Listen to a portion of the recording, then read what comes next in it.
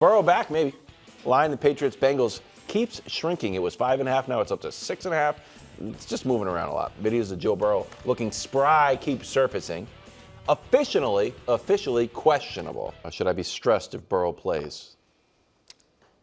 I wouldn't say stressed, but concerned. Like a game that would have been, at least on paper, fairly easy, now gets somewhat difficult. The fact that Jamar Chase is out changes everything. If Jamar was playing and Joe Burrow, then I'd say I still think New England's better just because Cincinnati's defense. But yeah, it would be a big concern. I actually am more concerned about Baltimore because Burrow will it appears almost certainly playing that game on Thursday, and he'll have Jamar Chase, and they play him twice. Now, Baltimore has done well against him, but still, again, now these games are, they're dangerous. You could lose those games. So, but I think you guys will be all right. So, can we throw up the Pats schedule? And this is not the Pats have had such an easy schedule thing. Can I say something? Please. On behalf of rational Patriots fans? We have had an easy schedule. Yeah. It came out early in the year, and we had the second easiest schedule. You do.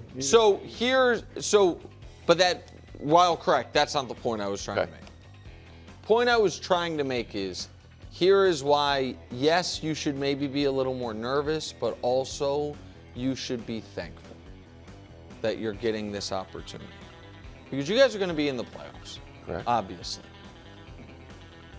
If I'm Mike Vrabel, I'd like to have a few more instances of seeing how my defense does against teams that have someone that can complete a forward pass. See, this is like on the show, how you're handing I handed the dynasty torch to you, and you're now handing it back to me. What do you mean? You're right. That's exactly what I have. Oh, really? Go ahead. We're looking forward to the playoffs. So, well, that's true. Just two dynasties. But they do get Josh and Lamar. Correct. Right? So throw that back up real quick, because my point is, up to this point in the season, you've played Josh and you've played Bake Show. Yep. Fields, Penix, Dylan Gabriel, Cam, Spencer Rattler, right. Bryce, Rodgers, who you lost to, Tua, Geno, who you lost to. And then if Burrow's not playing, it's like, wait, going into the postseason, it's going to be Fields, Flacco, Dart, Josh, who you're going to have experience with, Lamar, who is a great player but also doesn't really prepare you to play other quarterbacks. Exactly. And then, the Jets and Dolphins. And so I think this makes the game harder, but is a good test run for parts of your defense that maybe you want to shore up. We are already moving on to the play. We are still focused here, but we are also looking ahead. You know what I mean? All right. Can I tell you one other thing, KW, that I thought you were going to say? What? This could be a really good. We showed the MVP odds earlier. It's Vegas-wise, it is a two-man race. I know we're saying it's three-man, but Jonathan Taylor's 8-1. Stafford's plus 125. Drake is plus 140. So it is neck and neck. This can also be a stats game, bro. Yeah. Like, he's never had a 300-yard passing game. Not that that really matters because his numbers have been so good. Could eat him up. But you should be able to torch the Bengals defense, and that could be really good for Drake. We're going to have a larger conversation on my feelings on Drake's MVP. You don't want him to. Wow. Kind of. Really? A little bit. Why? Mahomes won it in year 2. Lamar won it in year 2. I think going into the playoffs. I don't even know if he wants to win it, He wants to win it. I'm not sure he wants to win it. Do you want an Emmy? Not really, no. Okay, I do. I want to do Exactly. If I got the Emmy, you think that'd be good for the show? True. No. It'd be horrible. No, I want the show to get an Emmy. You want it. I mean, you mean if they say, like, first things first gets it, you can go up on stage? No. Best like host guy talking sports, new award. And you got if I got it, the show's over. I'm just letting you know. I'm just letting you know right now. We're not getting it. We don't recover from that. More the scores and storylines. Eagles in Dallas, lots of drama. Dallas making a run. I tried to roll that storyline out. It's going to be back on Monday in a major way. Nick, let's hear your score and a storyline for scores and storylines. This video looks great. Little NFL Films dust. That's in his bag. Eagles offense can't match Cowboys firepower. Cowboys 27-24. Wow. So I think Brou and I are actually Both of you on the same page on this one. Yeah. Listen, I have massive respect for what the Eagles have accomplished over the last 2 years, and I'm certain Brou agrees with me on this, will not panic for them if they don't panic themselves. Right. That's the question. Just because if they lose a divisional game against a team with an excellent offense. But where the Eagles have looked when they've looked dominant this year, it's been because their defensive line has manhandled people. I don't think they're going to be able to manhandle the Cowboys' offensive line. And I do think right now it's not just A.J. Brown complaining. That's the biggest problem with the offense. The biggest problem with the offense is there's a problem with the offense. Yeah. They go 3 and out more than any team in the league. They 40% of their drives, 44% of their drives end in punts, which is the third most of anybody in the league. Those are all greatly concerning, and I think they are coming off 2 of their worst offensive performances of the year, albeit in wins. I think the Cowboys are coming off arguably one of their best offensive performances. Granted, it's against the Raiders. So I think it's 27-24 Cowboys. I like that too. I'm in agreement with you. I like the score, too. I think that very well could be it. Look, I think Jalen plays fairly well. I don't think he's bad. I don't think there's a host of turnovers or anything like that. I think he'll throw for a touchdown, maybe 2, and I think A.J. will get a touchdown. Really? Yes, but I just think shocked. Dak is 6-1 against the Eagles in Dallas, 21-2, I believe, against the NFC East at home. So the Cowboys feel real good about themselves. I think Quinnen Williams, Kenny Clark, like they can shut down the run. Saquon will not go crazy, maybe 60 yards or less. So I think Dallas does come away with this. If you let A.J. Brown score a touchdown, you screwed up.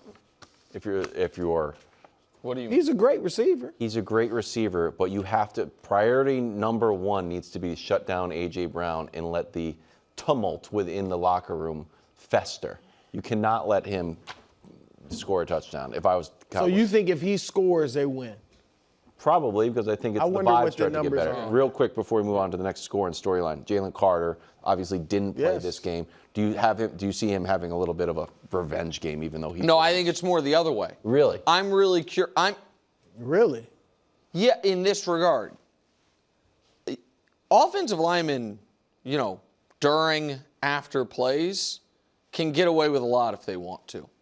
And I'm really curious how the Cowboys offensive linemen react in the pile to a guy who spit on their quarterback. Wow, interesting. Like that's, I think that is, I think Wow. Jalen So you Carter, think that's I think a Jalen Carter rallying has cry? to be on his best behavior. Yes. And I think that if they get the opportunity, I wonder if there's a little, how you doing there to him. Spittle. Not spittle. I'm talking about more. Okay. Okay. We're headed to Kansas City. Mahomes going head-to-head with the league's best offense. Here are the offensive ranks, Brou. I know we don't want to believe in Daniel Jones, but the most points, most yards per play. 3rd best red zone percentage. They give the ball away decent times. What's your storyline of scores and storylines? We've all been doing this for a while. And there are times where you think you're going to feel one way, but as you really start thinking about, who am I picking? You know what? You find yourself going another way. Wow. I don't know what And that all means, week long, I don't know which way you were going. all week long, I would think, I think I've been hinting at the Chiefs. Yeah. Oh, no. But No. I am going Indianapolis 29, Kansas City 26. I'm We did shocked. not see that coming at all. Look, they're off the bye week. They have arguably the best offensive line in the league, and I think that offensive line is going to have success. I think they're going to win the battle of the trenches. I think Jonathan Taylor is going to have 140-plus yards, including a long breakaway. All right? I think Mahomes is fine. I don't think he's superb. I think he's fine. I think he throws one pick. Wow. Maybe has a couple interceptions or touchdowns. And I also think Daniel Jones is solid. Not turnover prone, Unbelievable. doesn't light him up, uses his legs a little bit. He hadn't done that much this year. But I think Indy Okay. And with Lou Anarumo, their defensive coordinator, he knows the Chiefs maybe better than any other DC in the league, has had success against them. This feels like I think they're going to make it tough on them. Well, so I have a lot of very quick opinions here, because you're right, Brou. There's a lot of things we know about doing these shows that the audience might be, surprised by. Like what you said. You think you're leaning one way, you're leaning another. Here's another thing I know about doing these shows. You can kind of couch how much crow you're going to have to eat for a correct or incorrect opinion by how much attention you draw to that opinion. And the fact that we have talked about this game all week long, and we got 30 minutes left in our Friday show, and Brou is debuting I actually have the Colts, makes me feel like that while he had a lot of bass in his voice while delivering the take, that he is not fully 10 toes down on it. Certainly the Naptown is still on the board. There's a little trepidation. I was going with the Chiefs. And I also think Brou is underestimating the power of the top spot on the Bud list. That's true. Which was Patrick Mahomes. So if there was ever any concern I had, it was eliminated at 4:15 yesterday when I saw Patrick atop the Bud list. It's true. Listen, I respect the Colts. I deeply respect Jonathan Taylor, and Lou Anarumo is a great coordinator, and I think Shane Steichen's done a nice job. If this is a de facto playoff game for the Chiefs at Arrowhead, they're not going to lose. And so I disagree with Brou on this. KW, do you think the Colts are going to win? Kinda. I thought, yeah. I want the Chiefs to win. Okay. But I can't. No, that's what I thought. I'm not going to be screaming Naptown like Pacers. I'm not either. I have no. I want I want the 1 seed, so I want the Colts to take a loss. So I don't think it's going to be good for the show, for the league, for my own viewing experience to have the Chiefs not in it. But there's something missing there. Okay. No, all that the Sauce acquisition just at the end, like oof. You guys were great and you got better, and you're off a bye. Ouch. All right. Buckle up for this one. Bucs at Rams. Nick, you've got the Bucs in the Super Bowl. This is my NFC Championship game. Bucs-Rams from before the year. Last week, the Rams, I think, sent you some flowers. Yeah. So I'm afraid to ask, how do you see this game playing out between two teams that you're very fond of? Brou, you know how KW pretends he hates the doorbell and the flowers bit? That's not. Yeah. I'm not that good of an actor. Okay. Well, then we'll see if the audience believes it after this, because I think what you're going to see is disappointment on KW's face. That'd be great. Because there's no doorbell, there's no flowers. Excellent. Just straight, cogent analysis. Would love it if that's the case. Stafford strengthens his MVP case. Oh. Rams 24, what? Bucs 21. What? Yeah, I know. I'm as shocked as anyone. Brou has the Bucs. I have the Rams in this game. It's not what I saw coming, because Brou doesn't believe in the Bucs. I do believe in the Bucs, but I think that no Bucky Irving and first game back for Godwin and the Rams coming off such a great win. I hate teams going east to west so hard. And so I'll just take the Rams by 7. Now, that'll be 6 and 5. 6 and 5, and then they win their final. You got them winning. No, I think they're going to win. If they lose this game, the hopes that I had of them being the 1 seed are obviously dead. They win this game, then they have the tiebreaker with the Rams, and they would just take an Eagles swoon to where it's possible. I just think right now, this moment, the Rams are playing better football. Wow. So I would go with the Rams. There's no doubt about that. But I think, again, they're due 5 straight wins. I think they didn't look good last week to some degree. A win is a win. It was a good win over a great team. The offense didn't look good. The defense didn't play well, yeah. I think Baker, backs against the wall. I love that. Baker comes out slinging it. I actually think he leads a game-winning drive. Ooh. Wow. And they kick reminiscent of that field goal to win it. Of his Rams game-winning drive? Oh, that would be sick. Yeah. Field goal, last-second field goal. I like that. You know what that segment needed? Flowers and lipstick on an envelope? Maybe not.